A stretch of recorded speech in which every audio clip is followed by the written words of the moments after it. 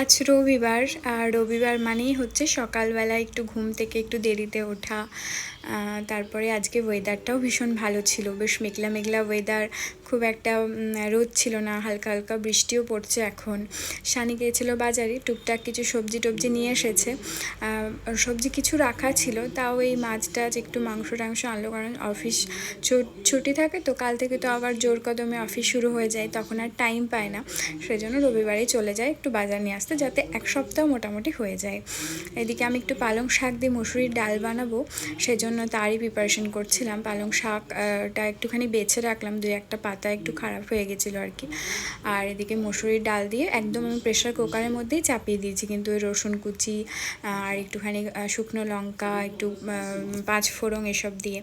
আর chicken বানাবো, এই জন্য আলুটা না আমি মাইক্রো ওভেনে সেদ্ধ করে নিয়েছি। প্রবাসী ঘরকন্যা যিনি আছে মহুয়াদি, ওর কাছ থেকে আমি এটা দেখেছিলাম, কিন্তু সত্যি ভালো আইডিয়া।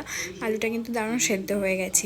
আর আমি চিকেন কষা বানাচ্ছি আজকে, ঝোল খুব একটা করব না, যেহেতু ডালটা আছে আর বেশি কিছু বানাবো না। একটু স্যালাড কেটে নেব, আর লেবু তো আছেই, কারণ শানি বললো খুব একটা খেতে ইচ্ছা করছে না, আর গ্যাসেরও ভয় আছে, সেজন্য বেশি পদ বানাতেও চাইছি না। যাই হোক, মোটামুটি আমার হয়ে এসেছে রান্না বান্না। শানি এদিকে একটু টিভি দেখছিল, আর দুপুরের এখন খাওয়ার টাইমও হয়ে গেছে। তোমাদের ব্লগটা কেমন লাগলো অবশ্যই জানিও। দেখা হবে পরে কোনো একটা ব্লগ।